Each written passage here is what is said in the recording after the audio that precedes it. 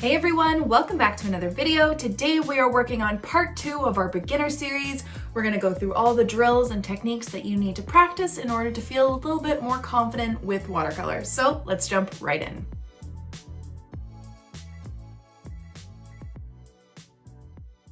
Okay, so before we start, I just want to mention quickly that there is construction being done in my basement currently, so if there are really loud noises, I do apologize. I'm going to try my best to edit it out, but if I can't, that's what it is. Okay, so we're going to start with some basic strokes that you can practice as a beginner. Okay, so one thing I forgot to mention in the last video about brushes are that I like to use round brushes. So you might see different types of brushes where some are flat, some are square, some are like fans. For watercolor, I really enjoy using just a plain round brush, which are these ones. They have a pointed tip and kind of like a big belly, and I just find that they're the most versatile and I can do the most with them. I don't really tend to use many other shapes of brushes, but that's just me. Other watercolorists might, but that's just my own preference. Okay, so first thing you're gonna do is wet up your brush. I just have a jar of water here, which is always important to have. Sometimes I have two, just depending on the colors I use. But you're just gonna wet up your brush, not just once, but just like get it nice and wet. And you don't want it to be dripping, dripping, dripping unless you're starting to activate your paints. So all of my paints are dry right now. You can always use a little spray bottle to wet them all up, but I just tend to do it individually. So I'll just grab water that has a bunch of it on my brush, and I will start to create a little puddle. This is how much water you want on your palette. You want to create a little puddle in the colors. You don't want it to be too dry. I do have videos also on how much water on your brush and how to load it and all that stuff. So I'll also link those below. But what you essentially want to do is create a little puddle, okay? And this will activate the water so you don't have a dry paint. And that goes with the paint to water ratio. It can be a bit tricky, but you don't want it too watery where it's going to be dripping everywhere, but you don't want it dry. It's not like an acrylic paint where you're picking up mostly paint. This is watercolor. It is activated with water and it is used in your painting, the water. Okay, so I'm going to start by showing you just some little tricks, not tricks, but drills that you can start doing. So we're just going to be painting lines. Everything is made up of shapes and lines. So I'm going to dip in my paintbrush, and we're just going to start by using light pressure to create thin lines. Okay, that's all you want to practice is just thin lines. So you're using really light pressure. You're not pressing down, and that will create a thin line. And this is also why I like these brushes, because you can create thin and thick lines just based on the pressure. Now you can practice some thicker lines. So you're just pressing down more, and you create a thick line.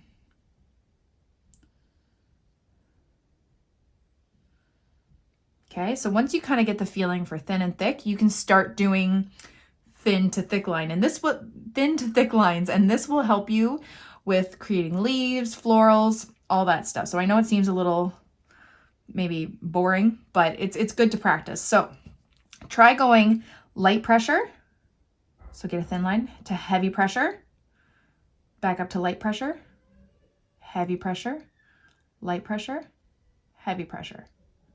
Okay, start to get a feel for that. Again, light pressure, heavy pressure, light pressure, heavy pressure, light pressure, heavy pressure.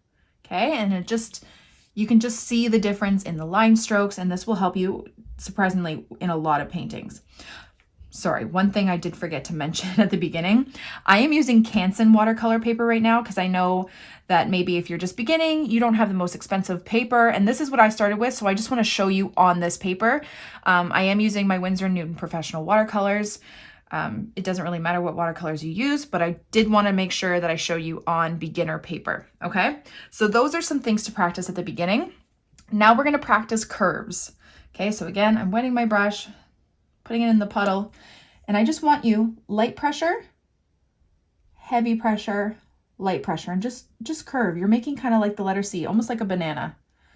Okay, heavy pressure, light pressure. So you're just going kind of up, down, up, and just start practicing these C curves. Up, down, up. And also the shapes or the size of the lines are gonna differ depending on the shape or the size of your brush, sorry. So this one that I'm using right now is a size 6. This one is a size 12. I'll show you what that looks like. My go-to sizes are size 6 and 12 mostly, and sometimes I use a size 2 for smaller stuff. So I just wet up my brush and I'll show you. So light pressure, heavy pressure, light pressure. So you're just gonna get a bigger curve with a bigger brush. Okay, and they don't have to be perfect. You're just practicing that motion.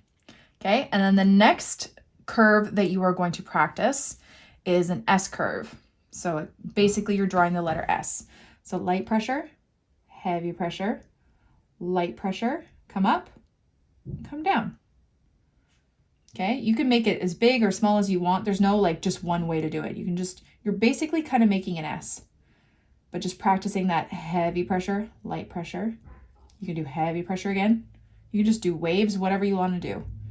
Light pressure, heavy pressure, light pressure. Okay, so it's kind of like an S, but it's more like a wave. Heavy pressure, light pressure, like that. Okay, and just start practicing these different shapes. Okay, so those are the strokes that you can practice over and over again just to get the feel of your brush and your paint and your watercolor. Now, if you have too much water, like so here it's starting to puddle, that's because I was using a big brush and it carries a lot of water. In that sense, if it starts creating a little puddle in one spot and it's drying at a different rate and you don't like that, just move that water all over the space so it's evenly wet and then it will all dry evenly. Okay? So those are basic strokes. Now we're going to get into some of the techniques. Value scale. So a value scale is going light to dark or dark to light, and it's just good to practice. So in watercolor, we use water to lighten up a color. There is white watercolor. I don't personally use white watercolor when I want to lighten something. I know some people do, but I just prefer to use water. So if we wanted to start with a dark color, the more paint that you have on your brush, the darker it's going to be. Okay, so I'm going to saturate my brush here with paint and I'm going to do a little swatch. And as you can see, it's pretty vibrant and dark. Now, if I wanted to lighten this color, all I have to do, dip it in my water, run it against the side, take off some of that pigment, and we have a lighter value of that shade. Again, dip it, run it against the side, and you take off more. Again, dip, swipe, swatch, dip, swipe, swatch, like that. And this is a value scale, dark to light. Okay. Now, if you wanted just to go right from dark to light and not have all this middle, okay, let me show you. So here I have, let's put a bunch of paint in here. Here I have really, really dark paint. Maybe I want to start off with a light wash because in a lot of my paintings I say start with a light wash. Now, in order to do that, what you're going to do is you are going to add water from your brush to your palette to lighten it up. So I'm not going over all of the paint. I just want to take a little bit of that paint to get a light wash. Then the next part is important because you don't want to take all this water that you've been collecting on your palette and then into your painting because then you're going to get puddles. Okay, you're going to create all these puddles and it's going to be too wet. So after you've created the desired value that you want, what I tend to do is I wash off my brush. So I'll just tap it in my jar, dry it on my paper towel. Then I will come back and pick up that color. You get a nice light value without a really, really wet swatch. Okay, and water control is a huge thing. I'm not going over it in this series. I actually have tons of video just on water control alone, which I will also link below. But that really helps with water control. So when you're adding a bunch of water to get that light wash, make sure you wash and dry off your brush first before picking up that color. So you get a nice light wash without all the excess water. Okay, so that is definitely something to practice. Okay, so that's a value scale, and that's a light wash. Now, another thing that I love about watercolor is that you can lift color depending on how wet or dry it is. So I do this for a couple reasons. Sometimes it's because I've made a mistake. So let's say I painted something here and I go, oh, I didn't mean to do that. You can take your paper towel and pick up some of that color, and it will take up a lot of the color. Depending on the color you're using, some of them have a bit more dyes in them and they stain a bit more, but the majority of paints, depending also on the quality of paint you're using, will come up, maybe not fully, but at least a little bit, so you can paint over and do whatever you need to. It's also good if you're trying to, let's say, make some clouds or something. So let me just make a swatch here. And this is called blotting or lifting color. Okay, so maybe I want to make some clouds in this little sky. So I'll take my paper towel and I'll just maybe bunch it up here to make it kind of round. And I'll just take up some of that color. Okay, and you can make some clouds like that. All right, so that's called blotting or lifting. Now we're going to work on blending. So you want to blend two colors together. That's what it means. So I'm actually going to start off of a scale of one color and then another color, and they're going to come and blend in the middle. So let's do pink and blue. It's just easiest. Okay. So here I have magenta on one side. Okay. And then I'm going to grab my indigo over here.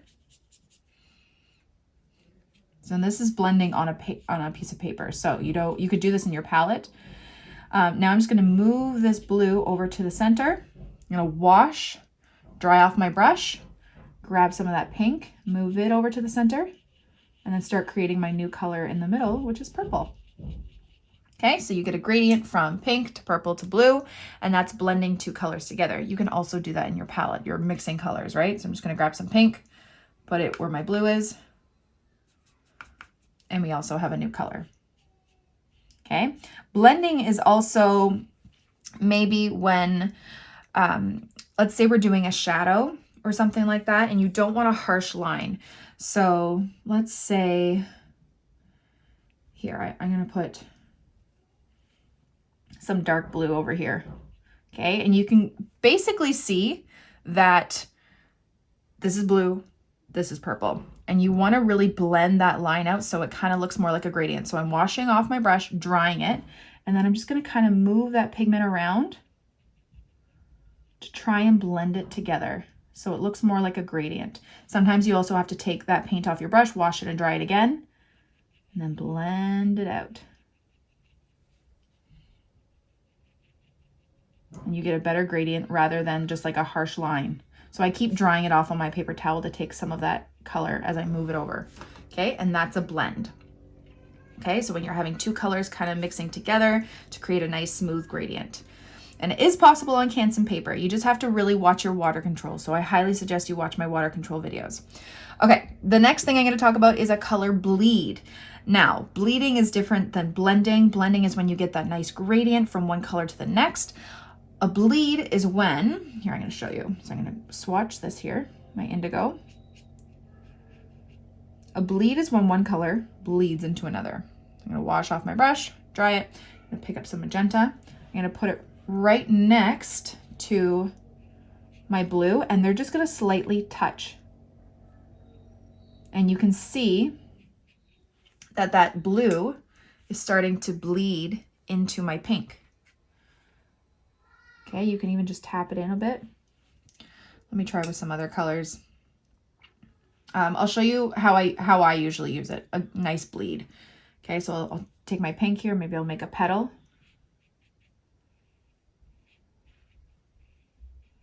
Like this. You really got to watch your water.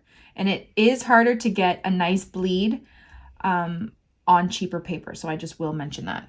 Okay, here's my petal. And then usually for like my stems of my flowers, I'm just gonna grab some sap green here. I'll have a little color bleed at the base. See that?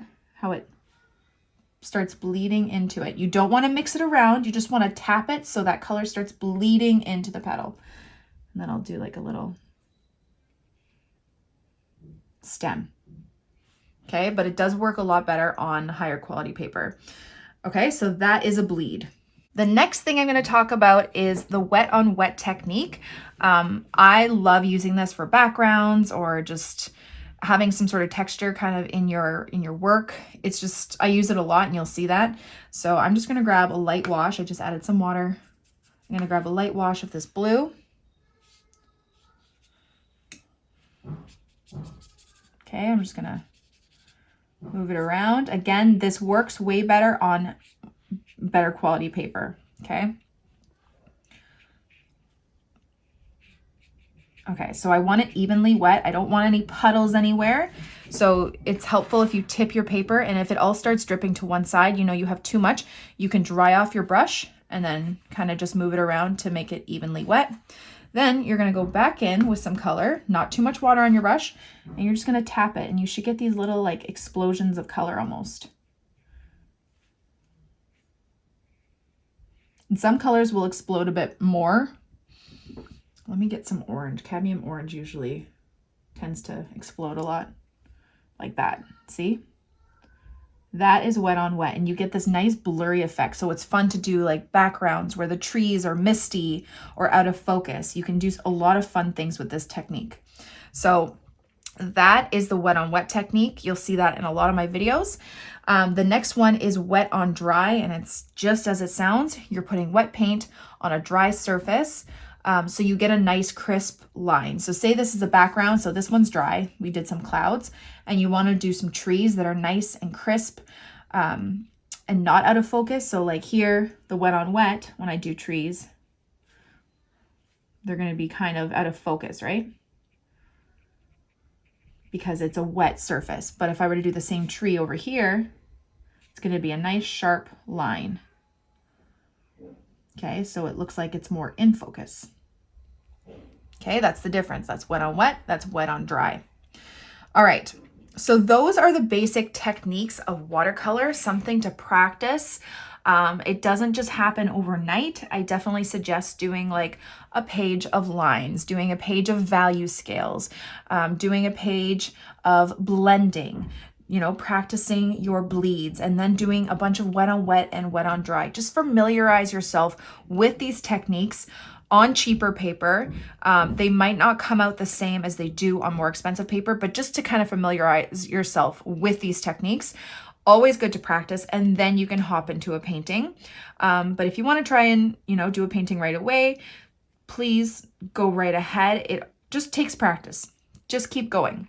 But that is about it for our basic techniques and drills, and I hope that was helpful. Please, if you have any questions, let me know in the comments below. If you want to direct message me directly, that's what direct message means.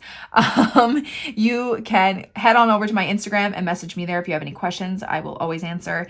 And that's about it. Thank you all so much for watching my video. I really hope you liked it, and I hope you learned something. Don't forget to subscribe to this channel and follow me on Instagram for even more. Have a great day, guys. Bye.